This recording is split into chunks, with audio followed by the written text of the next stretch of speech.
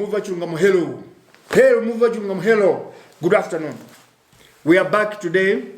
We are going to be very brief because many people want to be reached on Muva Chungama, but they are failing because of the expense of data. We are not using radio waves, we are using data through phones. Therefore, we are going to be very brief and to the point. Our point today is about elections.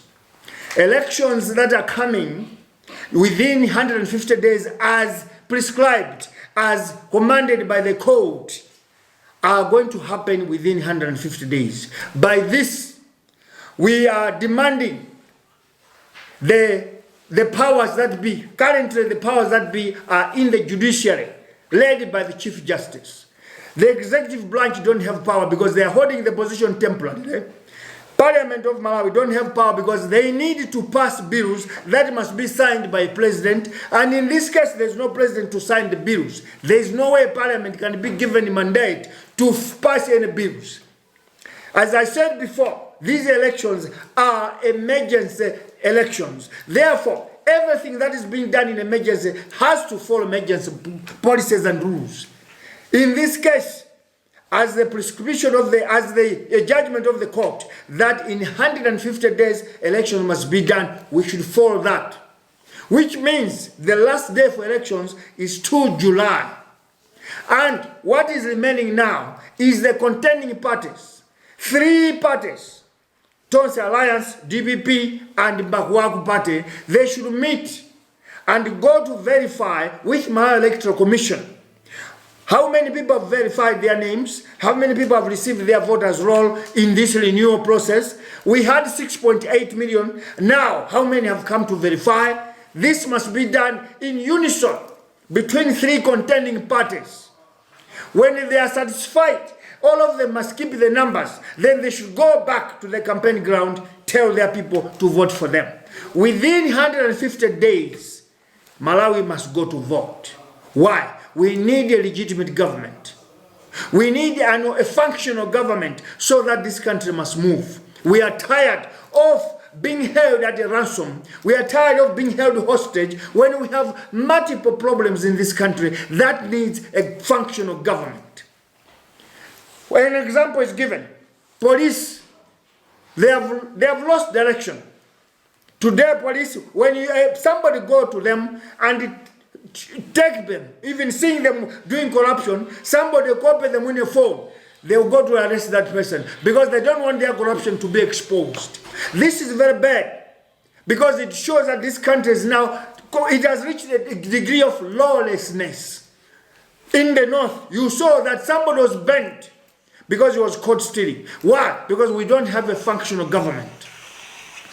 We demand and we command that this time you need to make sure that we need a functional government. And this government is going to come only if elections are done. We repeat, political bureaucracy and government bureaucracy must not work this time. We don't want any bureaucracy and the bottlenecks to stretch our legal ways of doing things. We hear some people are saying elections are not going to happen.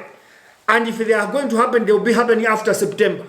We want to warn DPP government, if your president is not ready, you must replace him with another person so that these elections are done within 150 days. If your president has got any other problem, tell the country, but we are not going to stop going to vote just because you have got issues at the State House. That is not going to happen. What we need, Malawi must go for elections so that it can move. If Mr. Peter Mutharika has got other issues, just tell the country openly that we will not be able to feature our candidate because of ABC reasons. Or we are going to make him stand, but he's not going to come out to campaign because we have got issues at State House. That is not a problem, but elections must be done in 150 days. Political bureaucracy is denied and rejected. Delaying of politics because somebody wants to suit his time, rejected. Because now, our country, if it does not have a government, functional government in 150 days, Malawi is going to be chaos. Malawi is going to be violent. Malawi is going to be in a ethnic war. Malawi is going to bloodshed. We don't want our nation to go into that stage just because we are afraid of that one and that one. Precisely speaking, there's no government in Malawi today. The government that is there, if it's legal, it is being held temporarily by the Chief Justice and the judiciary. Because that is what is working now. That is what is giving us direction. The executive is off because by 3rd February, it was denied that it cannot run government. Parliament has got no power if there is no signature of the president, meaning all of them, they are not functional. What is functioning now is the judiciary. Therefore, judiciary have to direct us, as they gave us 150 days, on how we can run this. What we need, Parliament should just help to choose the new electoral commission. That is what you can do only. And don't wait for June 5. Because June 5 is your parliamentary calendar. That is done in normal circumstances. But this is not normal circumstances. These are emergency situations. And emergency situations must be corrected by emergency measures. That's how it works.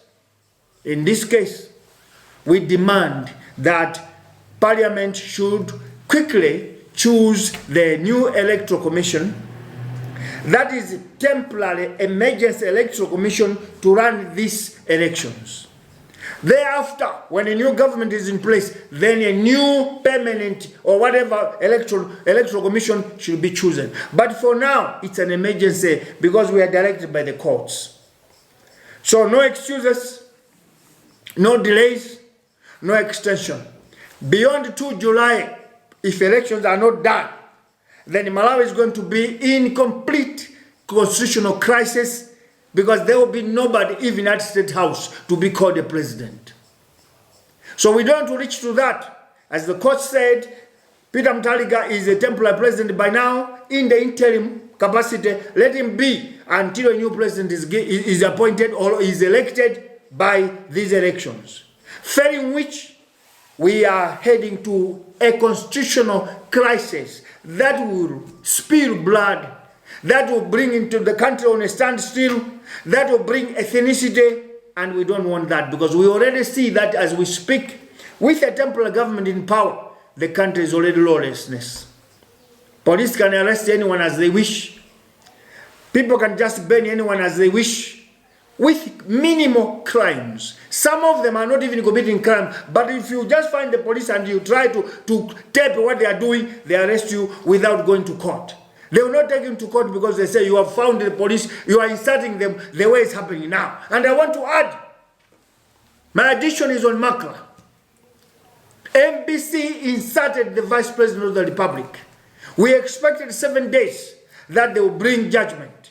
Today we see a letter that they are disciplining Mibawa, Radio, Rainbow TV, Times, and Zodiac for inserting information. We don't know where did these radios inserted anyone other than MBC that inserted Vice President of the Republic. All this is because we don't have a government.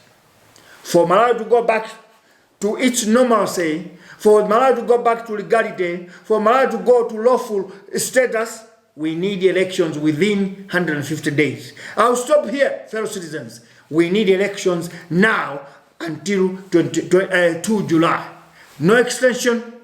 You can reduce, but on agreement of 3 contending parties. DPP, Tosi Alliance, and Bakwago must agree on the date. Not Parliament, not DPP. It should be within the jurisdiction of the 3 parties, under the supervision of the Chief Justice. This is Commander-in-Chief of Muvi Chilungamo. Sandra Zuma is my name. Hello, Muvi Chilungamo. Hello. Hello, Muvi Chilungamo. Hello, great people. Good night.